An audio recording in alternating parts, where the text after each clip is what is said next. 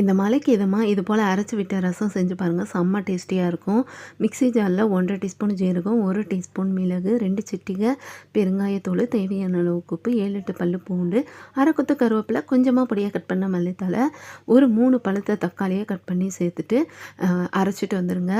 அடுப்பில் கடாய் வச்சுட்டு 2 table spoon எண்ணெய் ஊற்றிட்டு, அரை டீஸ்பூன் கடுகு, கடலைப்பருப்பு, 2 வரமிளகாய் கிள்ளி சேர்த்துட்டு, ஒரு கொத்து கருவேப்பிலை சேர்த்துக்கோங்க. சிட்டிகை பெருங்காயத்தூள் சேர்த்துட்டு நம்ம அரைச்ச விழுது சேர்த்து 2 நிமிஷம் நல்லா வதக்கிடுங்க. இதுக்கு பெரிய நெல்லிக்காய் சைஸ் புளியை தேவையான அளவுக்கு தண்ணியில் ஒரு 10 நிமிஷம் ஊற வச்சு கரைச்சி வடிகட்டி இதோட சேர்த்துருங்க. உங்களுக்கு தண்ணி எந்த அளவுக்கு தேவையோ புளிப்பு சுவையை பார்த்துட்டு அட்ஜஸ்ட் பண்ணி சேர்த்துக்கோங்க.